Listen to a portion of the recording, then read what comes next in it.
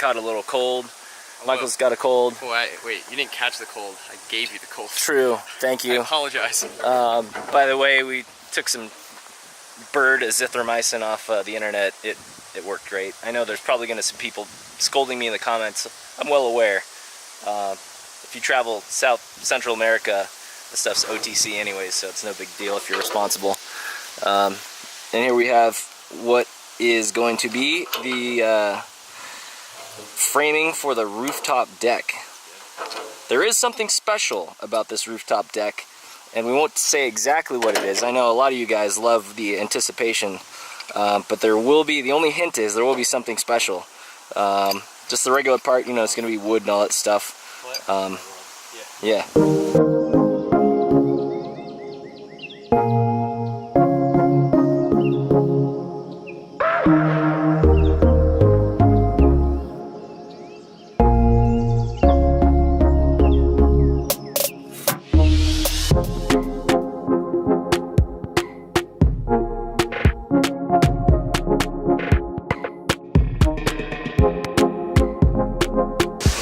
Time lapse of the guys. I'm just gonna rest today and then probably get back to work tomorrow.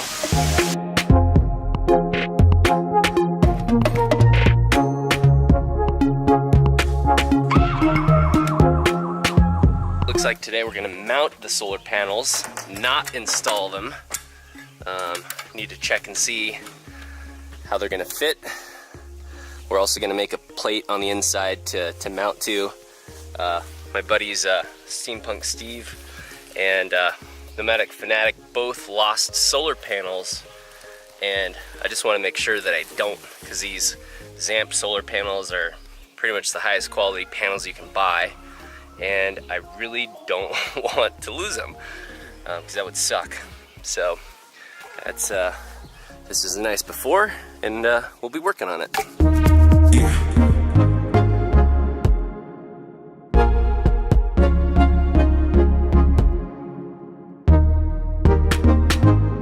Want to share with you how you you mount the brackets here. This piece off to the side is removable with a little wing nut. I'll just take that to the side so it makes more sense. This part, you just line it up with this track and you bolt it in with the little wrench there and make sure it's tight. And then this wing nut, I can show you on this side.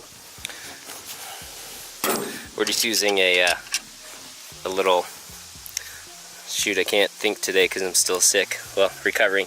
We're using a hinge. You'll see why in a minute, but you basically just, you know, unscrew that or tighten it back up. So just make sure these are super, super tight. Not too tight, because some of this might be aluminum and it's not very strong, but just hand tight. Should be good. Well, if anybody said building a school bus is a pretty straightforward thing to do, they are lying to you.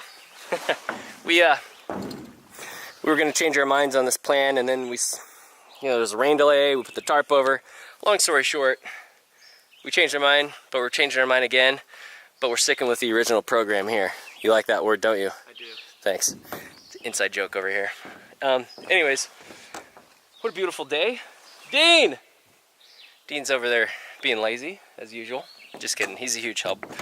So, what we are doing... Dean's not being lazy. No, it's... He helped me install the entire deck rack. I know, I said I was just kidding. Oh, okay, I was like, don't you throw it out on Dean, you help me out. Dean's great. If you haven't subscribed to the school, you should. So here's what we're doing.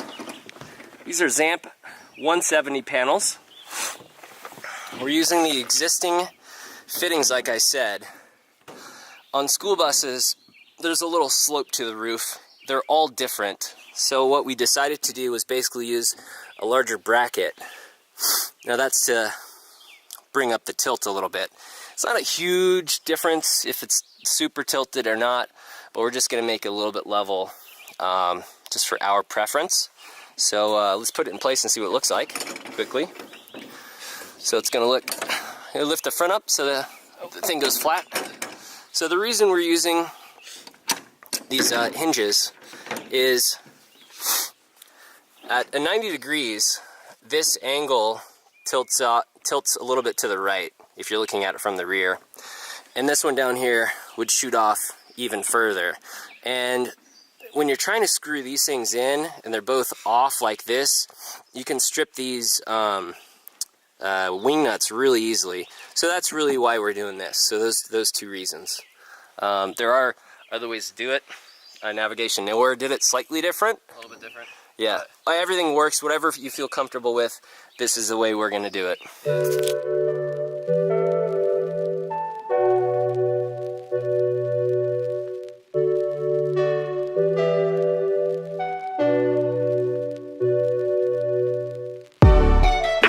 Okay, so this is what we're looking like when we're using aftermarket. We'll just call them aftermarket brackets, just these hinge things.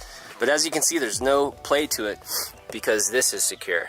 So this just is bumping up the tilt on this side, and as you can see, it's really secure. By the way, I've said it before, I'm going to say it again. These are made in the USA panels, very high quality. When it comes to solar panels, you really don't want to go the cheap way. How many people do you know that have gone for the cheap Chinese-made panels and they just burnt out and they have to it fries their whole system and they have to buy a whole new set, huh? Yeah, a lot of times. the backs burn out and then you're replacing cheap panels with more expensive panels and you're just wasting money. It ends up costing you more money by trying to go cheap than when you try and just get good panels. They're not like crazy more money, but if it's one thing you want to God, I can't even talk because I'm still sick, but the one thing you don't want to skimp out on is panels and batteries and the solar charge controller and the electronics. I mean, you put so much money into a bus, and if you burn it down because of cheap electronics, well, it's not a good day. Yeah. Install video coming soon. Now, do you have any other ideas to properly secure these for anybody on the internet? Well, it matters where you're putting them. Where we're putting them, this is a great option because we're working with the slope of the roof. So Jax is coming up with the hinge idea, which is a great way to kind of not have to fabricate, different types of mounts and stuff. So this is a great option. Also, I mean, Zamp gave us some really good mounts out of the first place, which a lot of times companies won't actually give you really good mounts. So we got lucky with these mounts that are really easy to use. Yep. So, another option, guys, if you don't mount them on the side and you mount them in the front, you can line it up with the front part, and this is just for school buses. There is a channel here, and everywhere that the rivets go, there's an extra piece of metal underneath, which is part of the framing and support. So if you screw into these midpoints here, you have to grind out one of these things. But if you do it sideways and attach it here in the front or the back, whichever lines up with your spot, or if we were to slide these forward to hit the metal parts in the front and the back there, that's going to be more secure than just going into this sheet metal. The reason why we're doing it is because we're doing it a different way. We're welding, and that's a bit more advanced technique. yeah. Also, it gives you the ability where if you're just using the rib structures, you're stuck at using 26-inch increments, where we're actually customizing his roof with different shapes and skylights and things. So for us, we want the ability to use the in-between the rib space. So the option then is to add plates in or welding to be able to get that kind of variation in your build. Cool. So that, I know is a very long explanation, and this is geared more towards people who will be installing or maybe did and their solar panel flew off. I know two people that's happened to, Steampunk Steve and Eric Pneumatic Fanatic. And if you pick a soft spot in the roof, you run the risk of these things flying off and maybe hitting somebody or losing one of these valuable panels. All right, rain's coming, so we're going to do a little rain delay. We'll check in a minute. It's coming down quick, so I gotta go. Because of the rain and what time of day it is, we decided to do a little rust convert or rust treatment, as you can see. We got the fans on. We're gonna paint this, I think, later today, and this should be all done. Really straightforward. We're just using like a Rust-Oleum type thing. Nothing fancy. It's really, very plain and simple and forward, so we aren't going to do a little step-by-step thing on that. Alright, like I said, we're going to paint the inside. And I think when I say we, I mean Navigation Nowhere. We're gonna try and use clean shoes, and he's got the cleanest ones.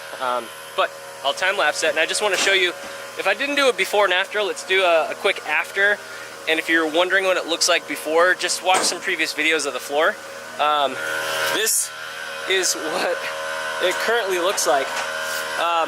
Obviously I didn't get every single spot, you know, like completely neutralized, whatever you want to call it. But I believe it coats it with a thin film of zinc. Is that right? I think so. Yeah. I read the instructions, but I forgot. Basically, it didn't corrode all the way through. It's just surface. So we're just kind of like stopping it from getting worse, but there's going to be no water in here anymore. He's got the, he's going to blow it out real quick.